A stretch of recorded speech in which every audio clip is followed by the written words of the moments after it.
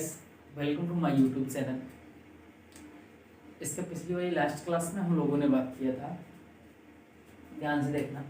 हम लोगों ने बात किया था टेंस की, इसकी बात किया था टेंस की, और टेंस होता क्या है इसको भी जान लिया था। फिर हमने बताया था कि टेंस कहाँ से बनता है, ठीक है ना। एक हमने बताया, दो चीज़ें इसमें हमने बताया था, दो चीज़ें बताया था। एक हमने बताया था टाइम, और दूसरा क्या बताया था, एक्शन। क्या बताया था, एक्शन। इसके बीच रिलेशन भी बताया था, ठीक है ना। अब यहीं पे हमने बताया था कि आइडेंटिफिकेशन ऑफ सेंटेंस, ठीक है ना, आइडेंटिफिकेशन ऑफ टेंस। हम कैसे किसी भी सेंटेंस को, कैसी भी सेंटेंस को हम कैसे उसको आइडेंटिफाई करें कि हाँ ये इस टेंस में है, ठीक है ना। तो इन सब चीज़ों को हम लोगों ने पढ़ लिया था। और टाइम क्या होता है, एक्शन क्या होता है, एक्शन कहाँ से आता है, टाइम कहाँ से आता है, तो हम लोगों ने पढ़ लिया। तो लास्ट कंक्लूजन जो हमारा निकला था, जो कंक्लूजन जो निकला था वो निकला था,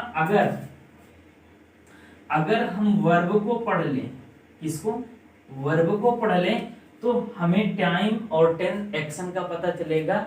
और जब हमें एक्शन का पता चल जाएगा, टाइम का पता चल जाएगा, देन हम क्या पढ़ पाएंगे, टेंस पढ़ पाएंगे। क्या पढ़ पाएंगे, टेंस। क्योंकि हमने बताया था कि टेंस वही होता है कि the study of time is called tense. समय का अध्ययन ही क्या कहलाता है, टेंस कहलाता है, ठीक है ना। बात को समझे। तो हमने बताया था कि टाइम अर्थात समय का अध्ययन, समय कहाँ से आता है, एक्शन से आता है। कहाँ से आता है, एक्शन से आता है। और एक्शन कहाँ से आता है गाइस, एक्शन आता है वर्ब से। क्योंकि किसी भी वर्ब में ही क्या होता है, एक एक्शन होता है, ठीक है ना। तो कहीं ना कहीं अल्टीमेट हम कह सकते हैं कि अगर हम वर्ब का अध्ययन कर लें तो हमें टेंस क्या हो जाएगा, मालूम हो जाएगा। हमने कहा कि एकदम अलग तरीके से पढ़ोगे टेंस, ठीक है ना। जो टाइम एंड टेंस ये जो टॉपिक है बिल्कुल अलग तरीके से पढ़ोगे, ठीक है ना। ये मेरा होता है। अब यहाँ पे समझना, हमने कहा कि ना वर्ब और एक्शन और टाइम, अगर हम इन चीजों को, अगर हम वर्ब को पढ़ लें, किसको, वर्ब को पढ़ लें तो टेंस हमें क्या हो जाएगा, मालूम हो जाएगा। तो टुडेज, ठीक है ना, आज पढ़ने वाले हैं क्या, वर्ब क्या होता है, क्या चीज, वर्ब क्या होता है। तो वर्ब के ही अंतर्गत हम शुरू करेंगे कि वर्ब है क्या, वर्ब के जो टाइप्स हैं उसको भी पढ़ना है, ठीक है ना। चलो आओ देखते हैं। अब यहाँ पे समझना कि वर्ब होती क्या है, थोड़ा सा हमने लिखा है, देखते हैं, ठीक है ना। वर्ब होती क्या है, वर्ब को हम कह सकते हैं गाइस कि अ वर्ड, ठीक है ना, a word which has the meaning of action, a word which has meaning of the action. मतलब ये हुआ कि वह शब्द, ठीक है ना, वह शब्द जिसमें क्या होता है, मीनिंग ऑफ एक्शन, अर्थात एक्शन का भाव छुपा होता है या एक्शन का भाव होता है, उसे हम क्या बोलते हैं, बोलो, उसे हम क्या बोलते हैं, वर्ब बोलते हैं। क्या बोलते हैं, वर्ब। अब यहाँ पे ध्यान में रखना कि जो वर्ब होता है, वर्ब तो समझ में आ गई हो ना, आगे होगी, तो वह शब्द जिसमें क्या होता है, एक्शन का भाव जो होता है वो छुपा होता है, वो क्या कहलाता है, वर्ब कहलाता है। बात समझ में ना। अब यहाँ पे समझना है दोस्तों, ठीक है ना।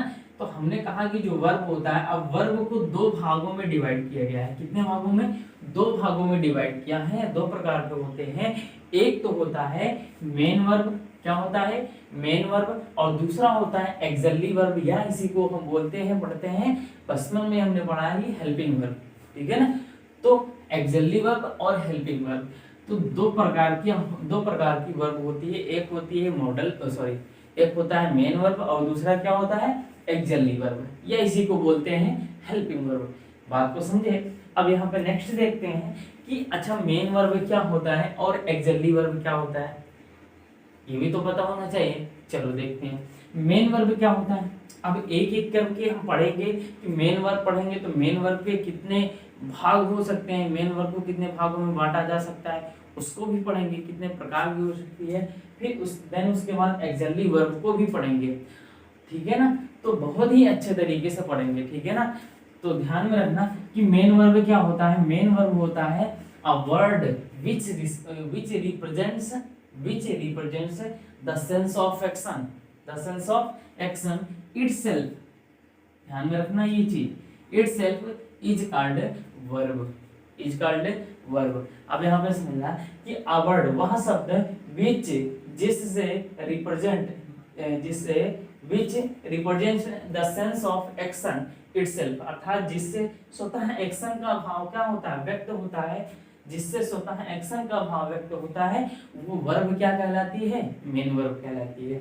बात को समझे कि हमने कहा कि ऐसी वर्ब या ऐसा शब्द जिससे क्या होता है, स्वतः सेल्फ इटसेल्फ, ठीक है ना, क्या हो, एक्शन का भाव, एक्शन का सेंस निकले, तो ऐसी वर्ब को हम क्या बोलेंगे, ऐसे शब्द को क्या बोलेंगे, मेन वर्ब बोलेंगे। क्या बोलेंगे, मेन वर्ब को क्या बोलेंगे, मेन वर्ब। बात को समझे, ठीक है ना। जैसे कुछ एग्जांपल के तौर पे हम देखते हैं, जिससे क्या होगा, हमें समझ में आ जाएगा। अब यहाँ पे देखो, जैसे मैंने कुछ एग्जांपल लिखा, ठीक है ना, गो लिखा है, सिंपल सा वर्ड है। गो मतलब क्या होता है, जाना। अगर हम जाएंगे तो जाहिर सी बात है कुछ ना कुछ क्या करेंगे, एक्शन कर रहे होंगे, जाने का एक्शन क्या होगा, कर रहे होंगे। तो जब जाने का एक्शन कर रहे हैं तो इसमें एक्शन का सेंस है ना, बोलो, एक्शन का सेंस है, तो ये क्या हुई, मेन वर्ब हुई। कम, आना, आएंगे तब पर भी कोई ना कोई एक्शन ही करके आएंगे, ठीक है ना। रीड, पढ़ेंगे तब पर भी क्या करेंगे, एक्शन ही करेंगे। देन यहाँ पे राइट होता है, राइट जब लिखेंगे तब पर भी कुछ ना कुछ क्या होगा, हमारी बॉडी से एक्शन ही तो होगा, बोलो। जब एक्शन होगा तो हम ऐसे बहुत सारी चीजें, आना, फिर आ गया, खाना, पीना, सोना, रोना, गाना, ठीक है ना, सब क्या है, मेन वर्ब है। जिसमें एक्शन का सेंस होता है वो क्या कहलाएगा, मेन वर्ब कहलाएगा। बात समझ में आ गई होगी आपको कि मेन वर्ब क्या होता है, बोलो, मेन वर्ब क्या होता है, आपको इतना समझ में आ गया होगा। अब हमें समझना है कि जो मेन वर्ब तो हम लोगों ने पढ़ लिया, क्या पढ़ लिया, मेन वर्ब तो हम लोगों ने पढ़ लिया। अब मेन वर्ब के कितने प्रकार हो सकते हैं, ये भी तो पढ़ना होगा कि मेन वर्ब को हम कितने तरीके से क्या कर सकते हैं, पढ़ सकते हैं। चलो आओ उसको भी देखते हैं, मेन वर्ब क्या होता है। अब यहाँ पे समझना गाइस कि जो मेन वर्ब होती है, जो मेन वर्ब होता है वो दो प्रकार का होता है। कितने प्रकार का होता है, दो प्रकार का। तो मेन वर्ब को हमने बताया कि मेन वर्ब जो होता है, मेन वर्ब को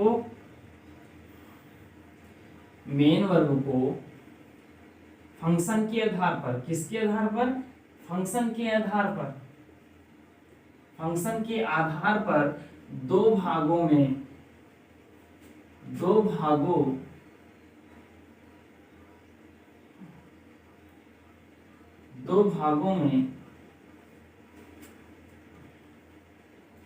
बांटा गया है। ऐसे आओ देखते हैं। दो भागों का मतलब ये हुआ, पहला हम बोलते हैं ट्रांजिटिव वर्ब, इस पहले को क्या बोलते हैं, ट्रांजिटिव वर्ब, और दूसरा क्या होता है, इंट्रांजिटिव वर्ब। ट्रांजिटिव वर्ब और दूसरा होता है इंट्रांजिटिव वर्ब। क्या होता है, इंट्रांजिटिव वर्ब। इसे बोलते हैं साकर्मक क्रिया, हिंदी में क्या बोलते हैं, साकर्मक क्रिया, और इसे बोलते हैं आकर्मक क्रिया। बोलो समझ में आ रहा है कि नहीं, ठीक है ना। तो ट्रांजिटिव वर्ब और इंट्रांजिटिव वर्ब, हमने कहा कि मेन वर्ब को फंक्शन के आधार पर दो भागों में बांटते हैं। पहला होता है सकर्मक क्रिया, दूसरा क्या होता है, आकर्मक क्रिया, ट्रांजिटिव वर्ब, इंट्रांजिटिव वर्ब।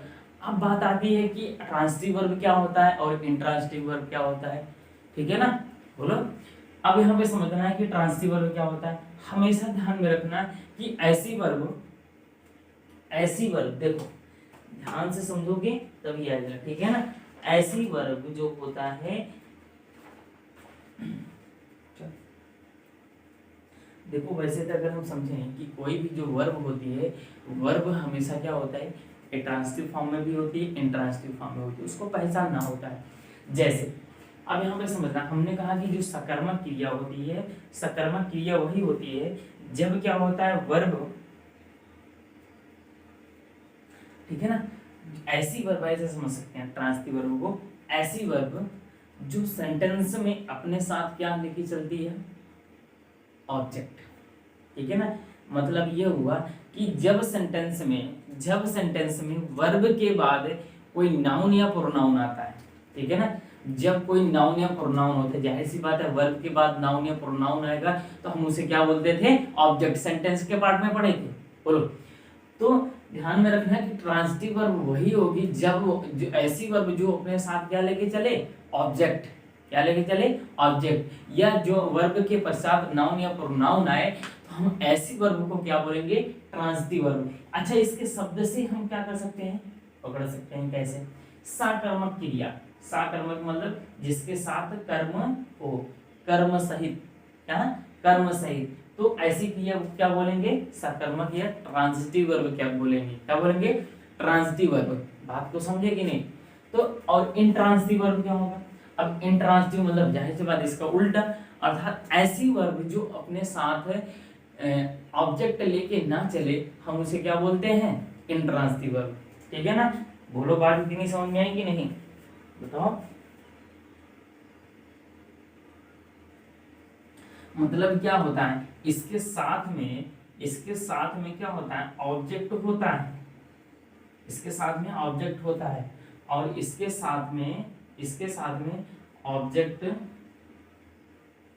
नहीं होता है, ऑब्जेक्ट नहीं होता है।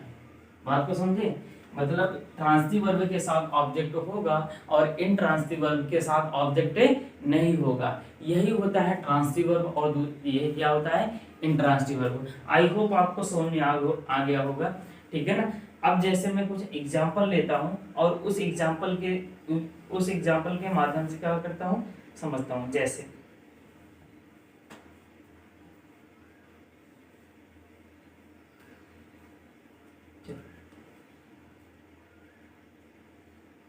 एग्जाम्पल यहाँ पे अगर मैं लिखूं ही,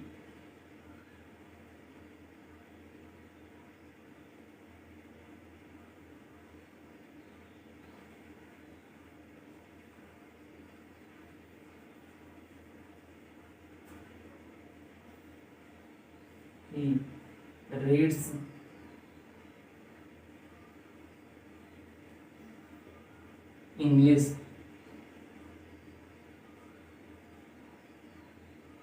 English newspaper, he reads English newspaper. तो अब यहाँ पे क्या हुआ, बोलो, यहाँ पे हुआ ही रीड्स इंग्लिश न्यूज़पेपर, ठीक है ना। अब इसका मतलब ये हुआ, अब देखो ये जो वर्ब है ये अपने साथ क्या ली हुई है, ऑब्जेक्ट है ना, अर्थात वो पढ़ता है, क्या पढ़ता है, मतलब ये हुआ, ऐसे समझ सकते हो कि ट्रांजिटिव वर्ब जो होता है, ट्रांजिटिव वर्ब को व्हाट से, ठीक है ना, व्हाट से क्वेश्चन करने पर अगर वो आंसर मिल जा रहा है तो ऐसी वर्ब को हम क्या बोलेंगे, ट्रांजिटिव वर्ब। अगर व्हाट से क्वेश्चन करने पर अगर उसका आंसर नहीं मिल रहा है तो हम ऐसी वर्ब को क्या बोलेंगे, इंट्रांजिटिव वर्ब। बात समझ में आई कि नहीं, बोलो।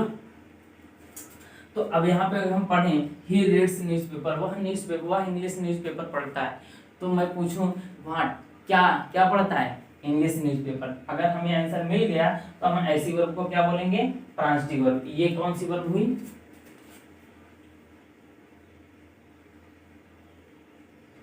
ये कौन सी हुई, ट्रांजिटिव वर्ब हुई। बात को समझ में आया कि नहीं, बोलो। इसे क्या बोलेंगे, ट्रांजिटिव वर्ब, ठीक है ना। अगर यहीं पे मैं लिख दूं, केवल इतना ही लिखूं, ही रीड्स, अब यहाँ पे क्या हो जाएगा, ही रीड्स। अब यहाँ पे तो ऑब्जेक्ट नहीं हुआ, पढ़ता है, क्या पढ़ता है हमें नहीं मालूम, क्या पढ़ता है हमें नहीं मालूम। तो ये अब यहाँ पे क्या हो जाएगा, इंट्रांजिटिव वर्ब। जैसे मैं बात करूं यहाँ पे, समझना कि एग्जाम्पल के तौर पर दे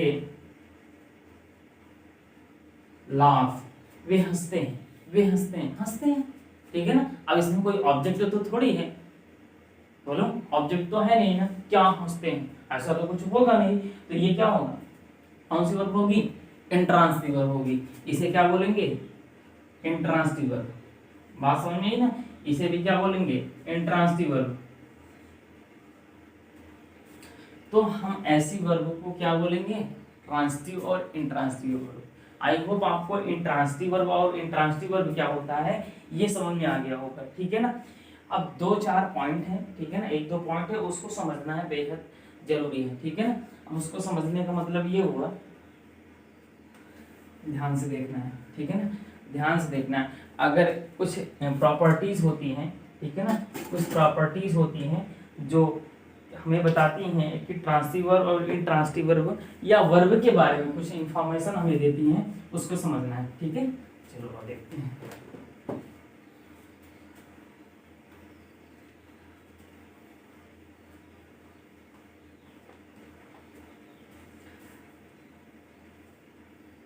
कुछ अलग लग रहा है कि नहीं, बोलो गाइस, ठीक है ना। अभी ये फॉर्मेशन ऑफ, क्या बोलेंगे, फॉर्मेशन ऑफ वर्ब भी सीखेंगे कि वर्ब को कैसे बनाए हम, ठीक है ना। जैसे क्या होता है कि ईडी कब जुड़ता है, या ठीक है ना, ये सारी चीजें कुछ अलग सीखने का अलग सीखने को मिलेगा, ठीक है ना।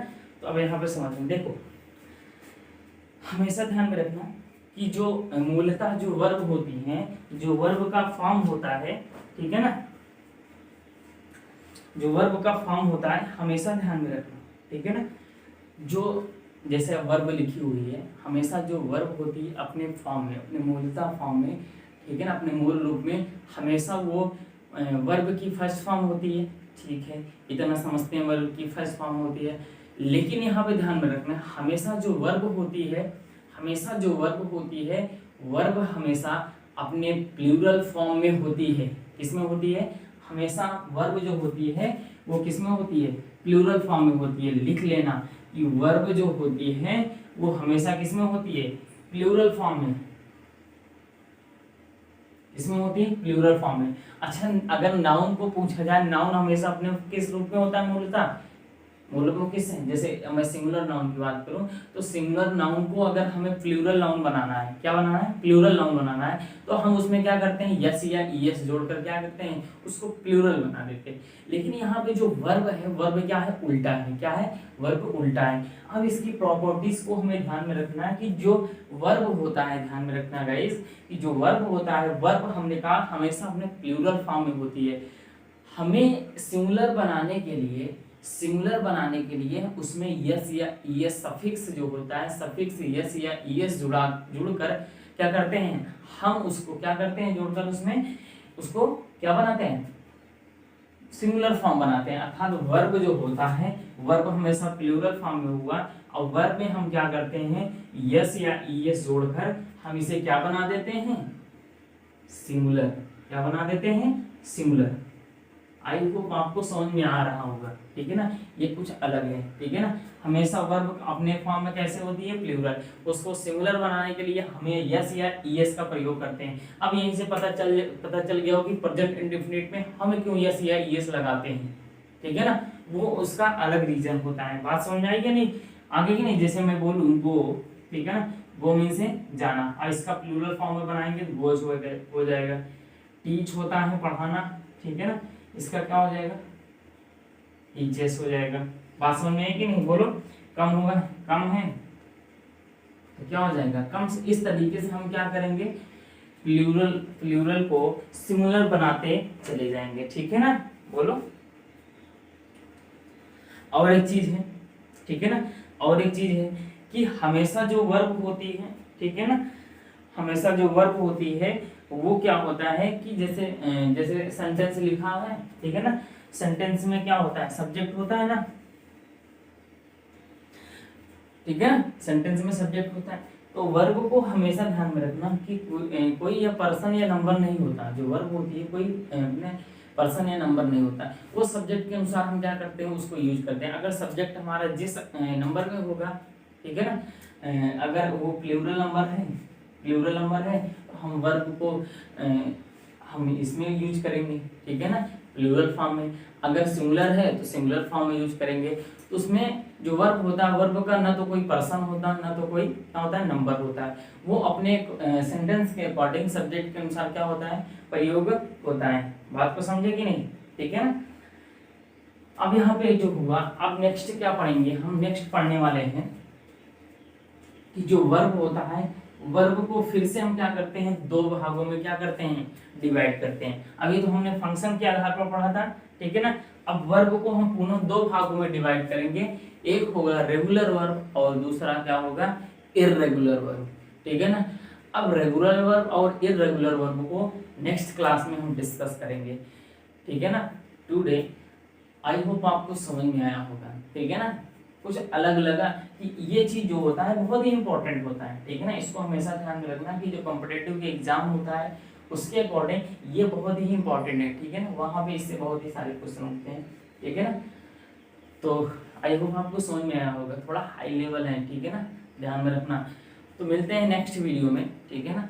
See have a good day, take care, ठीक है ना, मिलते हैं। और एक चीज, अगर अभी तक आपने मेरे चैनल को सब्सक्राइब नहीं किया तो प्लीज़ चैनल को सब्सक्राइब कीजिए, लाइक कीजिए और शेयर भी कीजिए, ठीक है ना। जितना ज़्यादा शेयर करेंगे उतना ही ज़्यादा क्या होगा, लोगों को हेल्प मिलेगा सीखने का, ठीक है ना। तो प्लीज़ सब्सक्राइब करें और शेयर भी करें, लाइक भी करें, ठीक है ना। मिलते हैं नेक्स्ट वीडियो में।